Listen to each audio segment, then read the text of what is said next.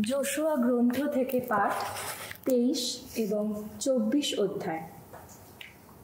ভগবান চারপাশের সমস্ত শত্রুর উৎপাত থেকে ইসরায়েলকে মুক্ত করে দেবার বহুদিন পরে যোশুয়া তখন বৃদ্ধ, তার বেশ বয়স হয়েছে।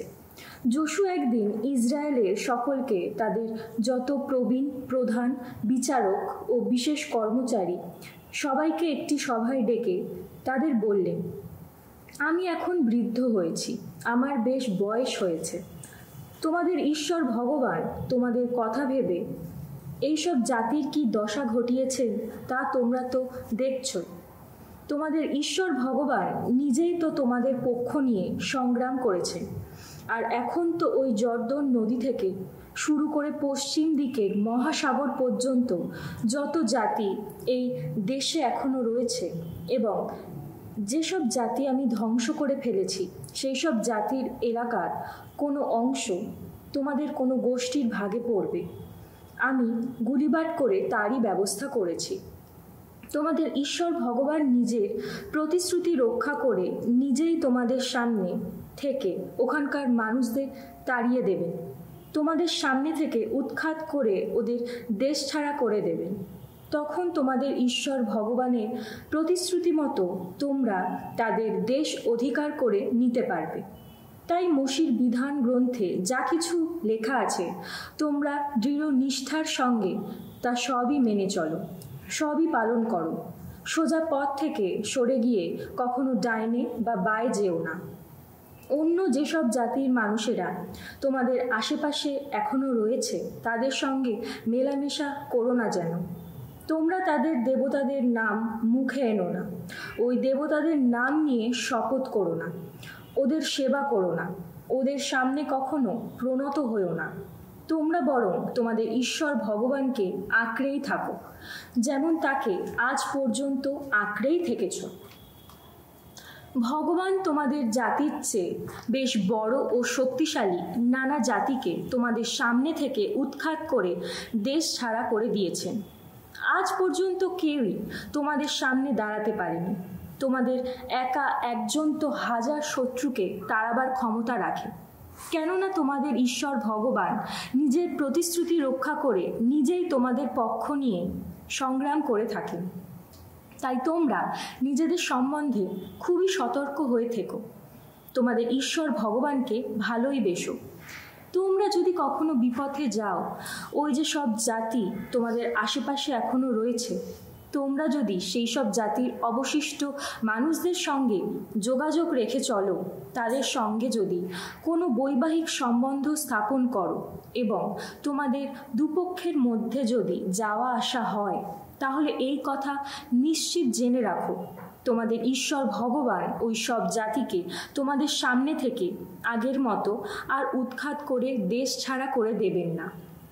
তারা তোমাদের পথে পেতে রাখা কোনো জাল বা ফাঁদেরই মতো হয়ে থাকবে। তখন তারা হয়ে দাঁড়াবে যেন তোমাদের বুকে হানা চাবুকের আঘাতেরই মতো, যেন চোখে ফুটে যাওয়া কাটারই মতো, যতক্ষণ না তোমাদের ঈশ্বর ভগবান এই যে অমন ভালো দেশটি তোমাদের দিয়েছেন, তোমরা সেই দেশটি থেকে নিশ্চিহ্ন হয়ে যাও। পার্থিব সব কিছু যেখানে শেষ পর্যন্ত যায়, এখন আমার সেইখানে যাওয়ার সময় এসে গেছে। তোমাদের ঈশ্বর ভগবান তোমাদের মঙ্গল করার যে সমস্ত প্রতিশ্রুতি দিয়েছিলেন তার যে একটিও বিফল হয়নি, সে কথা এখন সম্পূর্ণ আন্তরিকভাবে স্বীকার করে নাও। ওই সব প্রতিশ্রুতি তো সত্যই হয়েছে, একটিও তো বিফল হয়নি। তবে একটা কথা, তোমাদের ঈশ্বর ভগবান তোমাদের মঙ্গল করার ওই যে সমস্ত প্রতিশ্রুতি দিয়েছিলেন তার সব কিছুই যেমন সত্য হয়েছে, তেমনি ভগবান আগে ঘোষিত সমস্ত অমঙ্গলও তোমাদের ওপর ডেকে আনার ক্ষমতা রাখেন। এমনকি তোমাদের ঈশ্বর ভগবান এই যে অমন ভালো দেশটি তোমাদের দিয়েছেন, তিনি সেই দেশের বুক থেকে তোমাদের পুরোপুরি নির্মূল করে দেবারও ক্ষমতা রাখেন। তোমাদের ঈশ্বর ভগবান যে সন্ধি পালন করার আদেশ তোমাদের দিয়েছেন, সেই সন্ধি ভঙ্গ করে তোমরা যদি অন্য যত দেবতার সেবা করতে যাও, তাদের সামনে প্রণত হও, তাহলে কিন্তু ভগবানের ক্রোধ তোমাদের ওপর জ্বলেই উঠবে এবং তিনি ওই যে অমন ভালো দেশটি তোমাদের দিয়েছেন, তোমরা তো শীঘ্রই সেই দেশ থেকে নিশ্চিহ্ন হয়ে যাবে। একদিন যোশুয়া ইসরায়েলের সমস্ত গোষ্ঠীর মানুষদের সিখেম নগরে সমবেত করলেন। তারপর তিনি ইসরায়েলের যত প্রবীণ, প্রধান, বিচারক ও বিশেষ কর্মচারীকে নিজের কাছে ডেকে আনলেন। এরা সবাই সেখানে ঈশ্বরের সামনে এসে উপস্থিত হলেন। যোশুয়া তখন সকলকে বললেন, ইসরায়েলের ঈশ্বর ভগবান এই কথা বলছেন, প্রাচীনকালে আব্রাহাম ও নাহরের পিতা তেরাহের আলম পর্যন্ত তোমাদের পিতৃপুরুষেরা ইউফ্রেটিস নদীর ওপারেই বসবাস করত। অন্য যত দেবতারই সেবা করত তারা। তারপর আমি তোমাদের পিতৃপুরুষ আব্রাহামকে মহানদীর ওপার থেকে এখানে আনালাম এবং তাকে কানান দেশে সর্বত্রই নিয়ে গেলাম। আমি তার বংশের বৃদ্ধি ঘটালাম, ইসাহাকের পিতাই করালাম তাকে। তেমন কি ইসাহাককে করলাম যাকব আর ঐশ্বরেরই পিতা। আমি ঐশ্বকে তার নিজের ভূসম্পত্তি হিসাবে দিলাম সেইরের পার্বত্য অঞ্চলটি। এদিকে যাকব ও তার পুত্রেরা একসময় মিশর দেশে গিয়েই থাকতে লাগলো। পরে আমি মোশি ও আরনকে সেখানে পাঠালাম, আর মিশর দেশে নানা অলৌকিক কর্মকৃতি সাধন করে তখন মিশরের ওপর বিধ্বংসী নানা দুর্বিপাক নামিয়ে আনলাম। তারপর ওই দেশের বাইরে তোমাদের নিয়ে এলাম আমি, তোমাদের পিতৃপুরুষদেরই নিয়ে এলাম মিশরের বাইরে। এক সময় তারা লোহিত সাগরে এসে পৌঁছল। মিশরীয়রা তখন অনেক রথ ও অশ্বারোহী সৈন্য নিয়ে লোহিত সাগর পর্যন্ত তোমাদের পিতৃপুরুষদের পিছু পিছু ধাওয়া করে এলো। সেই সময় তোমাদের পিতৃপুরুষেরা ভগবানকে কাতর কণ্ঠে ডাকতে লাগলো। তখন তিনি তোমাদের ও মিশরীয়দের মাঝখানে একটা ঘন কুয়াশার আড়াল দাঁড় করালেন। তিনি মিশরীয়দের ওপর সাগরের জলরাশি বইয়ে দিলেন, তারা জলস্রোতে ঢাকা পড়ে গেল। সেদিন আমি মিশরীয়দের যে কী দশাই না ঘটিয়েছিলাম তা তোমরা তো নিজেদের চোখেই দেখছ। তারপর তোমরা তো বহুদিন ধরে মরুভূমিতেই দিন কাটাতে লাগলে। শেষে আমি তোমাদের নিয়ে এলাম জর্দন নদীর ওপারে বসবাসকারী সেই আমোরীয়দেরই দেশে। তারা তোমাদের বিরুদ্ধে যুদ্ধ করতে লাগলো, কিন্তু আমি তাদের তুলে দিলাম তোমাদেরই হাতে। তোমরা তখন তাদের দেশটা অধিকার করে নিলে। তোমাদের সামনে থেকে তাদের আমি নিশ্চিহ্নই করে দিলাম। তারপর মোয়াবের রাজা শিপ্পোরের পুত্র সেই বালক ইসরায়েলের বিরুদ্ধে যুদ্ধ চালানোর জন্য উদ্যোগী হলো। সে তো তখন লোক পাঠিয়ে তোমাদের অভিশাপ দেওয়ার জন্য বেওরের পুত্র বালায়ামকে ডেকে আনলো।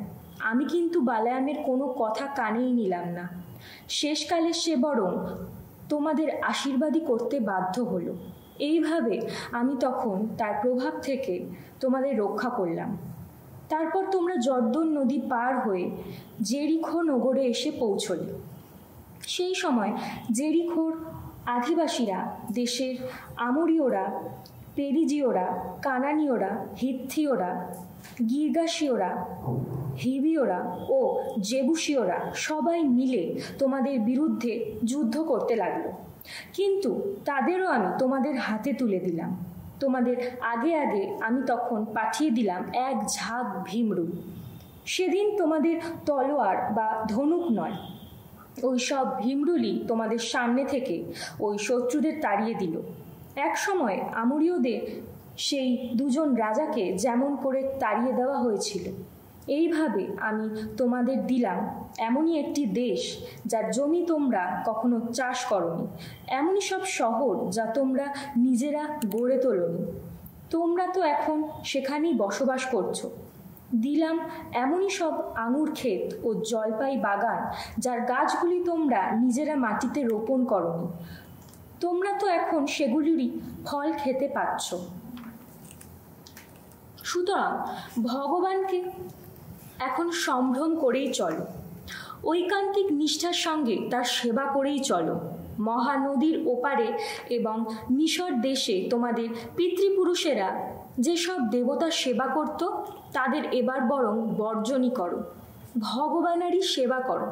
তবে ভগবানের সেবা করতে তোমাদের যদি মন না চায় তাহলে আজই বেছে নাও কার সেবা তোমরা করবে।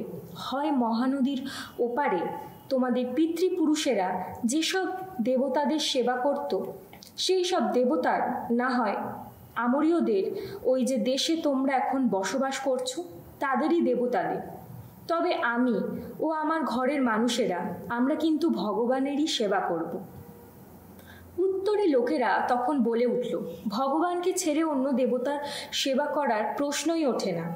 আমাদের ঈশ্বর ভগবানই তো মিশর দেশ থেকে, দাসত্বের সেই বাসভূমি থেকে আমাদের ও আমাদের পিতৃপুরুষদের এখানে নিয়ে এসেছেন।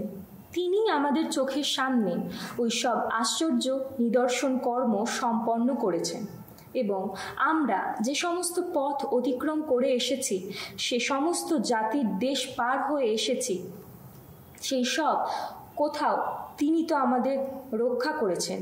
শুধু তাই নয়, ভগবান এখানকার সমস্ত জাতিকে এবং এই দেশের অধিবাসী যত আমরীয়কে আমাদের সামনে থেকে তাড়িয়ে দিয়েছেন। তাই আমরাও ভগবানকে সেবা করব, তিনিই তো আমাদের ঈশ্বর। তখন যোশুয়া লোকদের বললেন, কিন্তু তোমাদের পক্ষে ভগবানের সেবা করা তো সম্ভব হবে না, কেননা তিনি যে পরম পবিত্র ঈশ্বর এবং তিনি এমনই ঈশ্বর যার ভালোবাসা কোনো প্রতিদ্বন্দ্বীকে সইতে পারে না। তোমাদের যত অনাচার, যত পাপ তিনি তো ক্ষমা করবেন না। তোমরা যদি ভগবানকে ছেড়ে ভিন জাতির যত দেবতার সেবা করো তাহলে তিনি কিন্তু বিমুখ হবেন। তোমাদের এত মঙ্গল করার পরও তিনি তোমাদের অমঙ্গল করবেন, শেষে তোমাদের ধ্বংসই করবেন। উত্তরে লোকেরা যোশুয়াকে বলল, না, আমরা ভগবানেরই সেবা করব। যোশুয়া তখন তাদের বললেন, তোমরা কিন্তু তাহলে নিজেরাই নিজেদের বিরুদ্ধে সাক্ষী রইলে যে তোমরা নিজে থেকেই ভগবানকে বেছে নিয়েছ, তারই সেবা করবে বলে ঠিক করেছ। তারা উত্তর দিল, হ্যাঁ, সাক্ষী রইলাম আমরা। যোশুয়া বললেন, বেশ, তাহলে তোমাদের কাছে ভিন জাতির দেবতাদের যেসব মূর্তি আছে তোমরা এখন সেগুলো বিদায় করে দাও এবং ইসরায়েলের ঈশ্বর ভগবানকে তোমরা অন্তর থেকেই বরণ করে নাও। লোকেরা যোশুয়াকে বলল, হ্যাঁ, আমরা আমাদের ঈশ্বর ভগবানেরই সেবা করব, তারই কথা মেনে চলব। তাই সেদিন সিখেম নগরে যোশুয়া জনগণের মধ্যে সন্ধি সম্পাদনের একটি অনুষ্ঠান করলেন। তিনি তখন তাদের জন্য নির্দিষ্ট কিছু বিধি নিয়মও প্রবর্তন করলেন, আর এই সব কিছু তিনি ঈশ্বরের বিধান গ্রন্থে লিখে রাখলেন। তারপর বেশ বড় একটি পাথর নিয়ে এসে তিনি সেইখানে ভগবানের পুণ্যালয়ের প্রাঙ্গণে যে ওক গাছটি ছিল তারই তলায় ওই পাথরটি দাঁড় করিয়ে রাখলেন। সেই সময় তিনি সকলকে বললেন, শোনো, এই পাথরটি এখানে আমাদের বিরুদ্ধে সাক্ষী হয়ে রইল, কেননা ভগবান এখানে আমাদের যা কিছু বলেছেন এই পাথরটি তো তার প্রতিটি কথাই শুনেছে। সুতরাং যদি কোনো দিন তোমরা তোমাদের ঈশ্বরকে অস্বীকার করো তাহলে এই পাথরটি তখন তোমাদের বিরুদ্ধে সাক্ষী দেবে। এরপর যোশুয়া সকলকে যার যার ভিটেমাটিতে ফিরে যেতে বললেন। এইসব ঘটনার পর নুনের পুত্র ভগবানের সেবক যোশুয়া এক সময় মারা গেলেন। তার বয়স তখন 110 বছর। তাকে সমাধি দেওয়া হলো তার নিজের ভূসম্পত্তির এলাকায়, অর্থাৎ এফ্রাইমের পার্বত্য অঞ্চলে, সেই তিনমাত সেরাত শহরে, যা রয়েছে গায়াস পাহাড়টির উত্তর দিকে।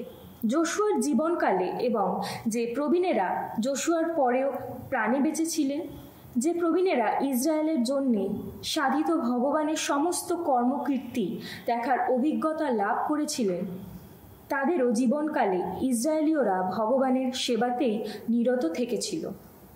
এদিকে ইসরায়েলীয়রা মিশর থেকে যোসেফের যে অস্থিগুলি সঙ্গে করে নিয়ে এসেছিল সেগুলি সিখেম নগরে সেই জমিতে সমাধি দেওয়া হলো, যে জমি যাকব সিখেমের পিতা হামরের পুত্রদের কাছ থেকে 100টি রূপো মুদ্রা দিয়ে কিনে নিয়েছিলেন। সেই জমি তো যোসেফের বংশধরদেরই ভূসম্পত্তি হয়ে উঠেছিল। আরনের পুত্র এলেয়াজারও সেই সময় মারা গেলেন। তার পুত্র ফিনেহাসকে এফ্রাইমের পার্বত্য অঞ্চলে যে পাহাড়টি দেওয়া হয়েছিল, এলেয়াজারকে ফিনেহাসের সম্পত্তি সেই পাহাড়ে সমাধি দেওয়া হলো। সাম সঙ্গীত 114। যখন মিশর ছেড়ে চলে এলো ইসরায়েল জাতির মানুষ, যখন ভিন্নভাষী মানুষের দল ছেড়ে এলো যাকব বংশের মানুষ, জুদা হয়ে উঠল তখন প্রভুর আপন পুণ্যভূমি, তার আপন রাজ্যভূমি হলো ইসরায়েল। লোহিত সাগর সবই দেখতে পেল, পালিয়ে গেল ছুটে, জর্দন নদীর স্রোত উজাড়ে বইল সেদিন। হঠাৎ মেষেরই মতো লাফিয়ে উঠল যত গিরি পর্বত, লাফাল না পাহাড়গুলো যেন মেষ শাবকের দল। সাগর কেনই বা তুমি পালিয়ে গেলে ছুটে, জর্দন কেনই বা তুমি বইলে উজানে। ওগো তোমার গিরি পর্বত কেনই বা লাফালে মেষেরই মতো, আর তোমরা সমস্ত পাহাড় কেনই বা লাফালে মেষ শাবকের মতো। প্রভুর সম্মুখে আজ হে পৃথিবী রোমাঞ্চিত হও, যাকবের ঈশ্বরের সম্মুখে রোমাঞ্চিত হও। যা ছিল শৈলভূমি তা তিনি করে তোলেন জলাশয়, যা ছিল নিরেট পাথর তা তিনি করে তোলেন ঝর্ণার উৎস।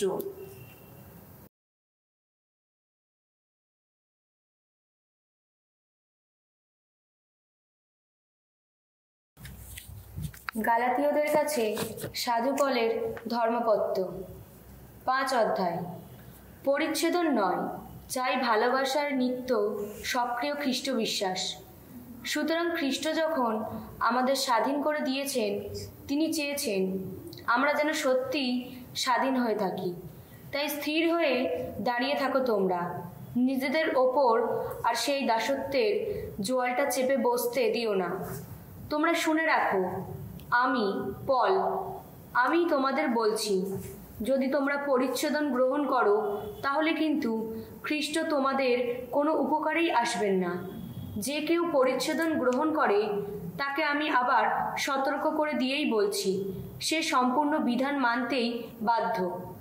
তোমরা যারা বিধানের পথে চলেই অন্তরে ধার্মিকতা পেতে চাও, তারা কিন্তু খ্রিস্ট থেকে নিজেদের বিচ্ছিন্ন করেছ, ঈশ্বরের অনুগ্রহ হারিয়েই ফেলেছ তারা। কারণ আমাদের যে ধার্মিকতা লাভের আশা আছে, ঐশ আত্মার প্রেরণায় আমরা বিশ্বাসের পথে চলেই তা পাব বলে প্রতীক্ষায় উদ্গ্রীব হয়ে আছি। কেননা খ্রিস্ট যিশুর সঙ্গে একবার মিলিত হলে পরিচ্ছেদিত হওয়া বা না হওয়া কোনোটারই মূল্য থাকে না। মূল্য থাকে শুধু সেই বিশ্বাসেরই, যা ভালোবাসায় নিত্য সক্রিয়। এতদিন তোমরা তো বেশ ভালোভাবেই দৌড়চ্ছিলে, তবে সত্য পালনের পথে কেউই বা তোমাদের বাধা দিল, এমন প্ররোচনা দিলই বা কে? নিশ্চয়ই তিনি নন, যিনি তোমাদের সেই পথে চলার জন্য ডেকে আসছেন। লোকে তা বলে, সামান্য একটু খামির সমস্ত ময়দার পিণ্ডটা গাজিয়ে তোলে। কিন্তু তোমাদের ওপর আমার এই বিশ্বাস আছে যে তোমরা ও আমি প্রভুর সঙ্গে এক, যখন এই ব্যাপারে আমার সঙ্গে তোমাদের মত পার্থক্য হবে না। তবে যে লোক তোমাদের বিভ্রান্ত করে তুলছে, সে যেই হোক না কেন, এর জন্য তাকে কিন্তু বড় রকমের শাস্তি পেতে হবে। বলা হচ্ছে আমি নাকি এখনো পরিচ্ছেদনের কথা প্রচার করে বেড়াই। কিন্তু ভাই, সত্যিই আমি যদি তাই করি, তাহলে এখনো আমার ওপর এত অন্যায় অত্যাচার চলছেই বা কেন? আমি তেমনটি করলে তো ক্রুশের এই বাণী প্রচার নিয়ে এত আপত্তি উঠত না। তাই বলি, যারা তোমাদের মধ্যে এত অশান্তি সৃষ্টি করছে, তারা বরং নিজেদের ওই সবটাই কেটে ফেলুক। যে কথা বলেছিলাম, তোমরা তো ভাই স্বাধীন মানুষ হওয়ার জন্যই আহুত হয়েছ। শুধু দেখো, এই স্বাধীনতা যেন তোমাদের নিম্নতর স্বভাবটাকে কোনো রকম সুযোগ না দেয়। তোমরা বরং ভালোবাসায় উদ্বুদ্ধ হয়ে পরস্পরের সেবা করো। কারণ সমগ্র ঐশ বিধানের সার কথা এই একটি আদেশেরই মধ্যেই ব্যক্ত। তোমার প্রতিবেশীকে তুমি নিজের মতোই ভালোবাসবে। তবে তোমরা যদি নিজেদের মধ্যে কামড়াকামড়ি খেয়েই করো তাহলে সাবধান, তোমরা কিন্তু তাতে নিজেরাই নিজেদের সর্বনাশ ঘটাবে। এক্ষেত্রে আমার বক্তব্য বরং এই যে তোমরা পবিত্র আত্মার প্রেরণা মতোই পথ চলো, তাহলে তোমাদের সেই নিম্নতর স্বভাবটার কামনা তোমাদের আর মেটাতেও হবে না। কারণ মানুষের নিম্নতর স্বভাবটার কামনা সে তো পবিত্র আত্মার বিরুদ্ধেই যায়। এদিকে পবিত্র আত্মার ইচ্ছা কিন্তু সেই নিম্নতর স্বভাবটার বিরোধিতাই করে। এই দুই পক্ষের মধ্যে এক দ্বন্দ্ব যেন লেগেই আছে, ফলে তোমরা যা করতে চাও তোমরা তা করতে পারো না। কিন্তু তোমরা যদি এখন চালিত হও পবিত্র আত্মারই প্রেরণায়, তাহলে তোমরা তো মসির বিধানের অধীন নও। এদিকে মানুষের নিম্নতর স্বভাবটা যেসব কাজের প্রেরণা দেয় তা তো আমরা স্পষ্টই দেখতে পাই, যেমন ব্যভিচার, অশুচিতা, উচ্ছৃঙ্খলতা, পৌত্তলিকতা, তন্ত্রমন্ত্র সাধন, শত্রুতা, বিবাদ, ঈর্ষা, ক্রোধ, রেষারেষি, মনোমালিন্য, দলাদলি, হিংসা, মাতলামি, বেসামাল ভোজ উৎসব আর এই ধরনের সমস্ত কিছু। আগে যেমন এই বিষয়ে আমি তোমাদের সতর্ক করে দিয়েছি, আজও তেমনি দিচ্ছি। যারা অমন সব কাজ করে বেড়ায় তারা কেউই ঐশ্বরাজ্যের কোনো কিছুই পাবে না কখনো। কিন্তু পবিত্র আত্মা যে ফসল ফলিয়ে তোলেন তা হলো ভালোবাসা, আনন্দ, শান্তি, সহিষ্ণুতা, সহৃদয়তা, মঙ্গলানুভবতা, বিশ্বস্ততা, কোমলতা আর আত্মসংযম। এমন সব গুণের বিরুদ্ধে কোনো বিধান থাকতেই পারে না। খ্রিস্ট যিশুর আপনজন যারা, তারা কিন্তু তাদের সেই নিম্নতর স্বভাবটাকে তার যত কামনা বাসনা সমেত ক্রুশে গেঁথেই রেখেছে। আমরা যখন পবিত্র আত্মার শক্তিতেই জীবিত আছি, তখন আমরা যেন পবিত্র আত্মার প্রেরণা মতোই এগিয়ে চলি। আমাদের অন্তরে যেন অসার অহংকার না থাকে। আমরা যেন নিজেদের মধ্যে কোনো রেষারেষি সৃষ্টি না করি। আমরা যেন একে অন্যকে ঈর্ষাও না করি।